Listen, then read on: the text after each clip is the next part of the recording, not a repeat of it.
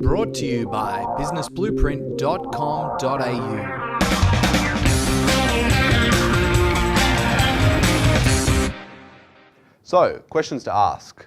Again, most of these questions are from my copywriting questionnaire. It's something my clients fill out before they work with me, and they've got to fill this out before we can get started. So, it's not all of the questions I'll say. Obviously, I charge money to give that questionnaire out, so it's not all of them, but it's a lot of the best ones. The first one is, who are you writing to? And that's a question for your prospects. Now, I'm going to go through these quickly. I then am going to zone in on each one, and you'll have much more time to write down the questions. But the first one is, who are you writing to? And that's in regards to the prospect. Who is your prospect? Again, Dale said it shouldn't be everyone. That's a bad place to be. If it is everybody, it's going to be very expensive targeting the world. What are the main problems that your prospect is experiencing? What are their main problems, right? You don't want to be vague in this area. You want to know exactly what it is. When I wrote for the men's dating market, guys who couldn't get a date, who wanted a date, who wanted to get a girlfriend, one of the big things they talked about was this thing called approach anxiety, which is like something they talked about in their little community. And that simply meant the fear they have of going and approaching a stranger they don't know and going to chat them up. So that's something you uncover through research. Had I not known that, there's no way I would have known that kind of thing. And I couldn't have included their own language in my sales messages, right? So what are the main problems of your market? You want to list those down, and you really want to find them out. If you don't know, I'm going to show you some research tactics to find out. Why haven't the problems been solved yet? Again, another one for the prospects. Why, if they've been interested in this field or had this problem for many years, why has it not been solved? Surely they've tried to solve it, so what did they do in order to try and solve it that hasn't worked? Because they're still looking, they're at your website, they're at your event. What's the solution? That's your product. So what's the solution, and why is your solution better? Who here has heard of the famous USP acronym? USP, unique selling proposition, unique selling position, whatever you want to call it. That's where that comes in. I'll show you how to word that in just a moment. Questions asked, this is continued. Why should they listen to you? How are you an authority in this market? You don't have to be number one. You just have to know more than they do and be an authority in their eyes, right? I don't claim to be the best copywriter in the world, but I claim to have written many, many, many sales messages and worked with some well-known people, and that's why I believe I have authority.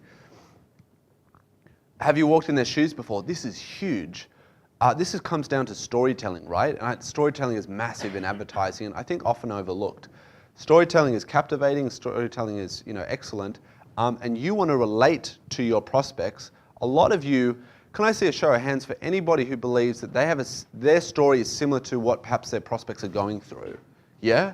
Well, you've got to tell that story, and there's a way to introduce it in your marketing. When you do that, you get great affinity and rapport with them, and they really like you as a result, and we buy from people we know, trust, and like. Why is buying your product such a good deal? And that's all about your offer. How will they lose by not purchasing today? Again, another part of your offer. If you haven't been able to write all this down, I'll come back to them. All right, I'm going to go through these questions, helping you to answer them by going through an actual real-life example of a client I worked for, and that was in the eczema market. This guy was spending $80,000 a month on Google AdWords, driving traffic to his site from people who were eczema sufferers. And so I rewrote his advertising, which wasn't really breaking even. He was just spending money on advertising. And he saw a 30% boost in sales. That was kind of cool. But it's only because we did this research first. So who are you writing to? In this market, it was mothers who had babies, newborn babies who had eczema, right? They were some of the prospects. Teenagers who had eczema, usually on their arms, forearms. People over 60 often were experiencing eczema later on in life. That's who we were writing to. Again, you don't have to write, the more information you supply, the better.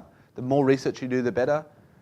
It's okay also to write a couple of bullet points if you understand them on a deeper level. What are the problems? Well, with eczema, these were the problems. Sick of itching and scratching 24/7, embarrassed by unsightly skin rashes, like embarrassed to go out in public. They would wear like jumpers or jackets or long sleeve, jumpers to cover up. or they just would become a bit isolated and stay at home because maybe the eczema was, more visible in their bodies. They've tried medicine that hasn't worked very well. They've been to the doctor, they've been to the dermatologist. It didn't really work very well, what they were prescribed. Why haven't the problems been solved yet? Well, again, been to the doctor, been to the dermatologist. The stuff they were prescribed maybe worked a little bit and then stopped working. Again, they couldn't really heal or remove their eczema. What's the solution and why is the solution better? Again, now you're introducing your product. Now you're introducing your USP. So you want to explain how your product is different or better to what they've actually tried. Well, unlike other eczema products that don't really heal your eczema and contain harmful chemicals with bad side effects, Freedom, which is the product name, is made from all natural ingredients and is proven to work. Why should they listen to you? Again, this is where you explain your credibility, your authority. You can list, like I did with DeMartini, list just all his achievements in bullet points.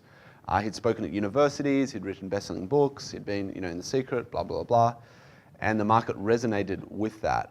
With eczema, we had over 700 testimonials, many of them with before and after photos. It was a huge amount of proof, and the story of the person related to what they were going through, so it was enough. Have you walked in their shoes before? This is where you tell your story, how you are like them, how you struggled like they did, how you had the same problems, how you had eczema, how, what happened on an emotional level as you experienced those problems that they can relate to, so forth and so forth. Basically, you tell your story. With Dale, with Get Published Secrets, if you go to that sales letter, you'll see I got Dale to tell his story and obviously reworded it. And it was very similar to new authors, so people who wanted to get published. Brought to you by businessblueprint.com.au.